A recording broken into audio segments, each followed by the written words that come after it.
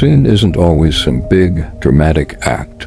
A lot of times it doesn't show up looking obviously evil. Instead, it creeps into our lives as subtle habits, attitudes, and patterns that slowly start to feel normal.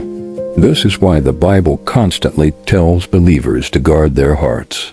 Not just our actions, but our thoughts, our motives, and our small daily choices. The concept of the 7 deadly sins is a powerful tool to help us see the common ways sin operates in our lives. These sins are pride, greed, wrath, envy, lust, gluttony, and sloth. They're called deadly because they don't just stay in their own lane. Each one gives birth to other sins, and when ignored, slowly eats away at our spiritual life. Let's start with pride, often considered the root of all other sins. Pride is that decision, sometimes one we don't even realize we're making, to place ourselves above God or above other people. The Bible gives a very direct warning in Proverbs chapter 16, verse 18. Pride goes before destruction, and a haughty spirit before a fall. This verse makes it crystal clear that pride doesn't end well. It might feel like confidence at first, but it always leads to a downfall. Pride makes us resistant to correction, causes us to ignore wise advice, and convinces us that we don't need help from anyone, including God. A proud heart struggles to pray sincerely because real prayer requires humility and a deep sense of dependence on God. Pride also poisons our relationships. It makes saying "I'm sorry" feel impossible and makes forgiveness a rare commodity.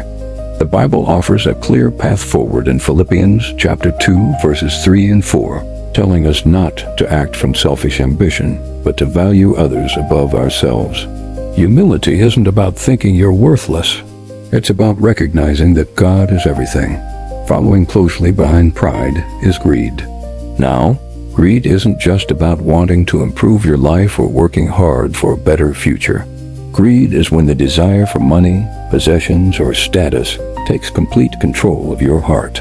The Bible is incredibly clear about this in 1 Timothy chapter 6, verse 10.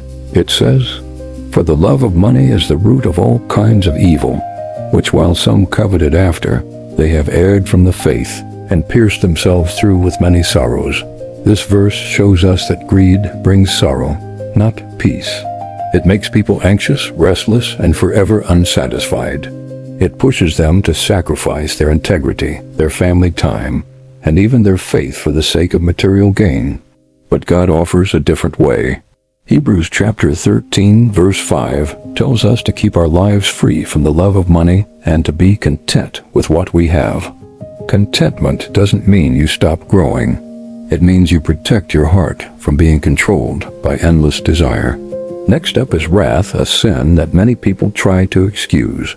Anger itself is a natural human emotion, but when anger becomes uncontrolled and starts to rule your heart and your actions, it turns into wrath. Ephesians chapter 4, verse 26 says, "Be angry and do not sin. Do not let the sun go down upon your wrath." This means we need to deal with our anger quickly and wisely. Unchecked wrath destroys families, friendships, and workplaces. It leads to harsh words, deep emotional wounds, and shattered trust. So many of us have regretted things said in a moment of anger, long after that moment has passed. The Bible teaches us to practice restraint and wisdom. James chapter 1, verse 19 says that everyone should be quick to listen, slow to speak, and slow to anger. A controlled spirit protects our peace and allows God's wisdom to guide how we respond. Now for one of the quietest but most destructive sins, envy. Envy isn't just noticing that someone else has something you don't.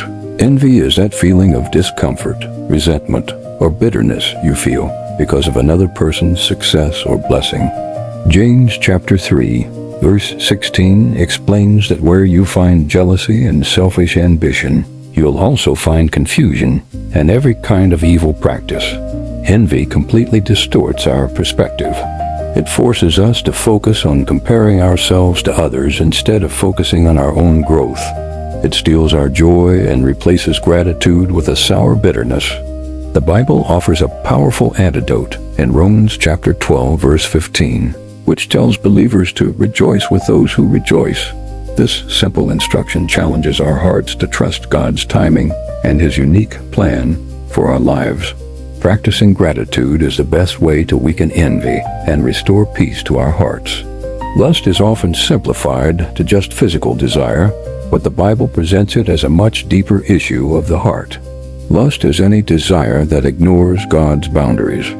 Jesus explains this perfectly in Matthew chapter 5, verse 28, when He says that anyone who looks with lust has already committed sin in their heart. This shows us that sin always begins internally in our thoughts, long before it becomes an outward action. Lust trains the mind to chase pleasure without any sense of responsibility. It affects how we view other people and severely damages commitment and faithfulness in relationships. Job chapter 31, verse 1 gives us a powerful principle to live by. Job says he made a covenant with his eyes. Guarding our minds is absolutely essential, because what we allow our minds to consume will eventually shape our behavior. Gluttony is another commonly misunderstood sin. It's not just about eating too much food. Gluttony is overindulgence in anything to the point that it takes control of your discipline.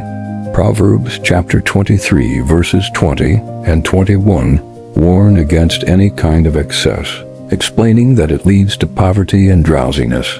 In our world today, gluttony often shows up as overconsumption of entertainment, endless scrolling on social media, compulsive shopping, or just being constantly distracted.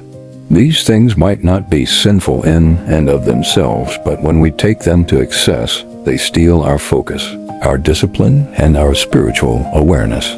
Self-control is a fruit of the Spirit, and practicing moderation helps believers live life intentionally instead of just reacting to every impulse. And finally, we come to sloth, which is perhaps the most overlooked sin of all. Sloth isn't just about physical laziness or being a couch potato. It's a spiritual neglect, a persistent procrastination, and a lack of commitment to our God-given responsibilities. Proverbs chapter 13, verse 4 says that the soul of the lazy person desires but has nothing, while the diligent soul is richly supplied. Sloth is the reason why so many of us have good intentions but see no real progress. It loves to hide behind phrases like, I'll do it later, or I'll get to it when things settle down. Sloth affects our prayer life, our Bible study, our willingness to serve others, and our personal growth. Colossians chapter 3, verse 23 gives us a powerful reminder that whatever we do, we should do it with all our heart as if we are working for the Lord Himself. Diligence in our everyday lives is a way we honor God. When you look at all 7 of these sins together, it becomes clear that they are deeply connected. Pride opens the door. Greed and envy fuel our selfish desires. Lust seeks satisfaction outside of God's perfect design. Wrath reacts without wisdom. Gluttony overindulges. And sloth delays our obedience. None of these sins will simply disappear on their own. Fighting them requires constant awareness, self-discipline, and a complete reliance on God's grace. But the Bible gives us incredible hope in 1 John chapter 1, verse 9. It assures believers that if we confess our sins, God is faithful and just to forgive us and to cleanse us from all unrighteousness. The goal of exposing these sins is not to make you feel guilty, but to encourage growth. Every believer must regularly and honestly examine their heart, not just their outward behavior. The most dangerous sins are often the ones we excuse, minimize, or ignore completely. Real growth begins with radical honesty before God and continues with simple obedience in our daily lives.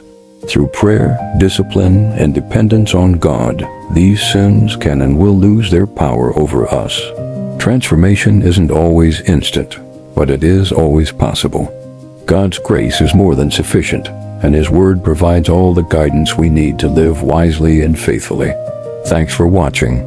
If this helped you, please consider subscribing for more content like this.